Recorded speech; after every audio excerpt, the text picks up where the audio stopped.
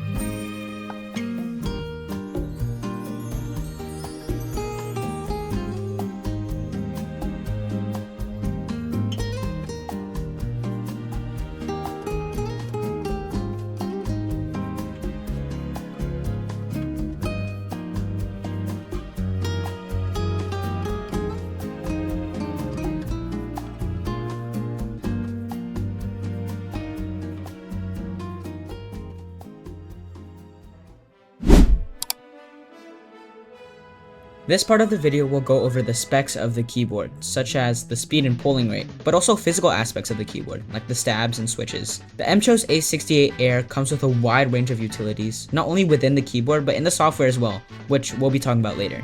The MCHOSE 68 Air boasts a 5-layer acoustic dampening, making it more high-pitched. For the sound profile, I'd say it's clacky, like most Hall effect keyboards. It also comes with pre-installed and pre-lubed plate-mounted stabilizers, and they sound amazing. No rattle at all, no need to re-lube anything, and they're very secure, so there's barely any ticking. If you do hear ticking, you have to really pay attention, and it doesn't bother me at all. Continuing with sound, the switches that the MCHOSE Ace 68 comes with are Kale Magnetic God switches. Weird name, but they have an amazing feel. These are truly the smoothest switches I've ever felt on a keyboard, and I hand lubed my own on my last keyboard. It's a closed bottom switch, unlike the Wooting's Magnetic Jades, and there's no scratchiness, really light. My fingers, when typing, never get tired or feel sluggish. I have nothing bad to say. In terms of the keycaps, they are shine through with the letters, and they are PBT cherry profile. Even though the switches are north facing, there's no interference, so I don't see any issues with replacing these keycaps with any of your choice. The PCB is also hot swappable, meaning it is compatible with any Hall effect switch of your choice. On the screen, there's a full chart of every single specification that MCHOSE listed on their website. In terms of the technical specifications, it markets a 0.1 millisecond response time, 8K polling rate, and 128K scan rate. If you don't know what that means, all you need to know is that it's really, really responsive. Next up, onto the looks. For the looks of this keyboard, there's not much to say. I think it looks really minimalistic, which I love. There's only two colors on this keyboard, white and blue, the blue being the tint on the light box. If you don't like RGB and prefer using keyboards with the RGB off, you're taking a lot of the looks away from the keyboard. I'll talk more about the RGB in the next part, but the RGB adds a lot of color and vibrance to the minimalistic feel. There's a peach gradient variation for this keyboard as well, and I'm sure there's more to come out in the future, and the peach gradient would be better if you like, well, pink. Also, if your setup is pink, this would fit better. This colorway would fit better with RGB off than the Snow White colorway I have here, but hey, opinions are opinions.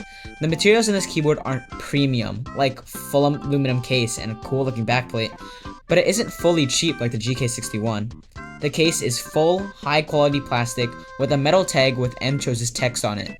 It doesn't feel cheap at all, not bending or creaking. There's also 2-stage flip-up feet if you like elevated typing experiences, and there's feet on the corner so it doesn't slide around. Obviously, with the 5-layer dampening, it's going to be decently heavy, which in my opinion makes the keyboard feel less cheap and plasticky. Last thing I want to mention is its floating key design, as that's the main marketing point of the MCHOSE 68 Air. It's your choice whether to decide whether you like it or not. Me personally, I don't mind it at all. Just wanted to let you guys know what that was about. Next, RGB. This part of the video is just going to go over the different modes of RGB in the PCB and the light box. Firstly, let's talk about what I think. The RGB is very bright, lighting up my desk with vibrant colors at night. The RGB is also per key, so through the software you can set each individual key to a wide range of colors. You can adjust the brightness, speed, all either through the keyboard itself or through the software, which makes it very accessible. It shines not only bright through the characters but also around the keycaps as well, so if you were to buy non-shine through keycaps, I'm sure you'd be just fine. Here are the different modes of RGB.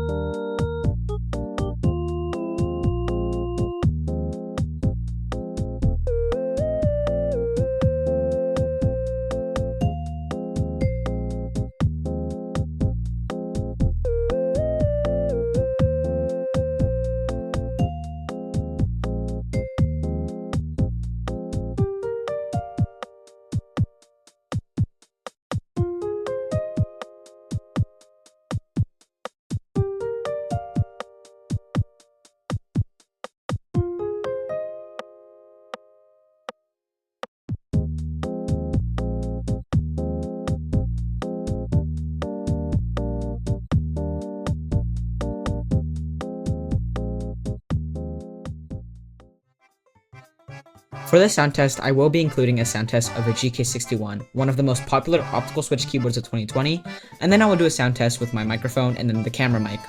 I included a GK61 because I wanted to compare how optical switches sounded like 5 years ago up until now. A few notes to make: if you are coming from the mechanical keyboard community and are expecting a creamy, marbly sound profile, don't. Although similar to mechanical keyboards, these Hall effect ones are relatively new and are, from what I've seen, not capable of reaching that ASMR-like sound profile. With that being said, it still sounds really, really good. Take a listen.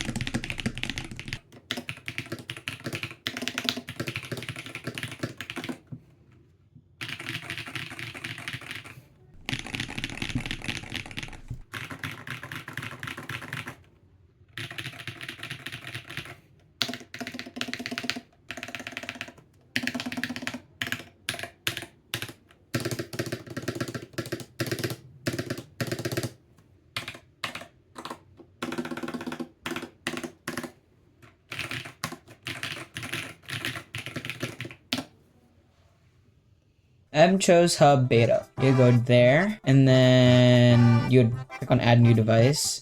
In this case, I already have, but go Add New Device, click on that, and then press Connect. In that case, you would click on it, and then you'd be in your main software. Now, in your software, you can create profiles for different lighting or trigger settings. I just have mine on default. You can change your lighting effects, turn your backlight on and off, pick a very specific color. If you want your backlight to be just one static color, or if you just want to change the color of even the animated lighting effects, you can do that. You can change the speed and brightness of your lighting, and you can change if it goes left to right or right to left. Trigger settings, you can set your actuation point, put on rapid trigger, and add your dead zone. You can even do it for individual keys. MCHOSE will have configurations for you already set. Use that if you want, but I made my own. I wish I could tell you what everything does, but if I'm being completely honest, I really don't know.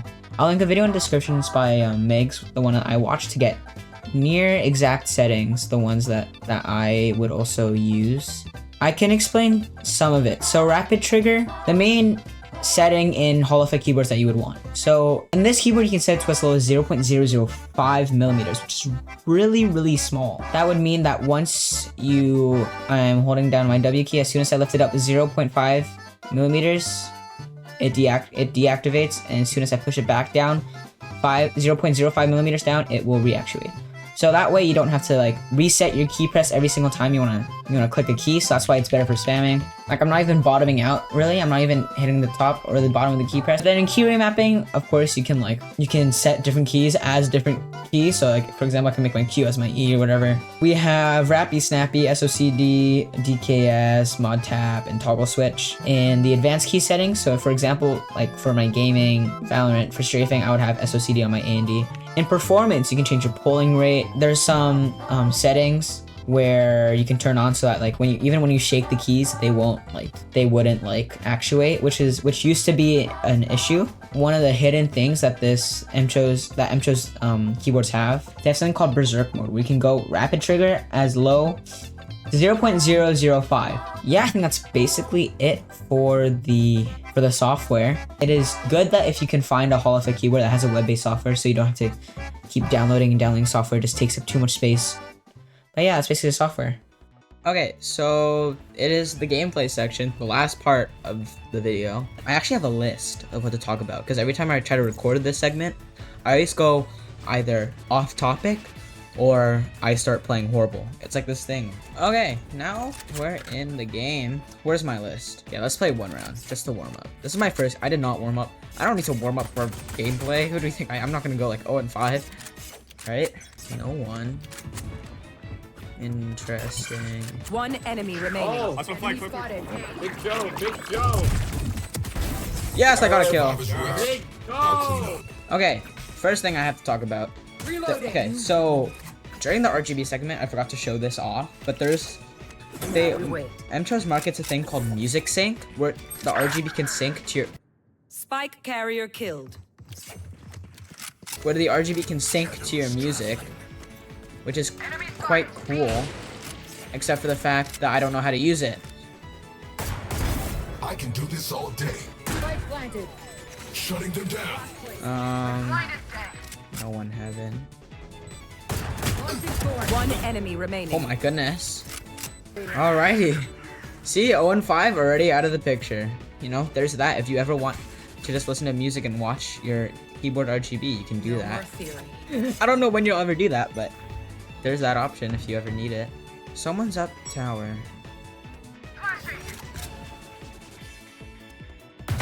Target dead. I think I found them. What skin they have? Did my guy just throw the Vandal in the...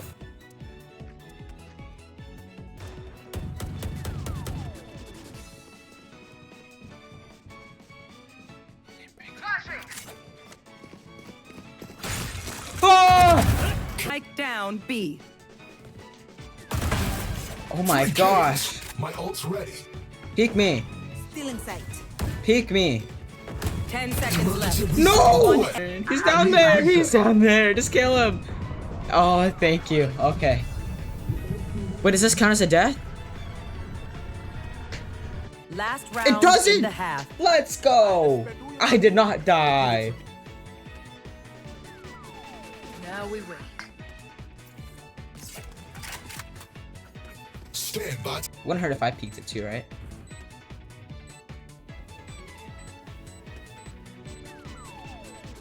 One enemy Tango remaining. down. You had your fun. My turn. Enemy spotted. One enemy Shut remaining. down. Last player standing.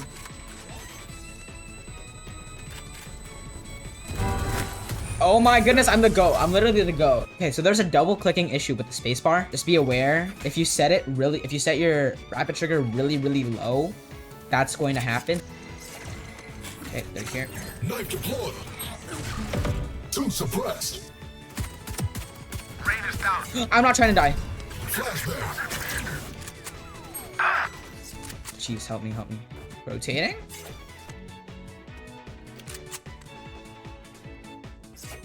Okay.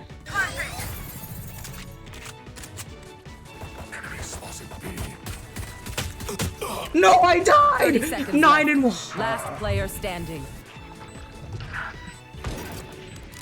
I don't know what I want to do here.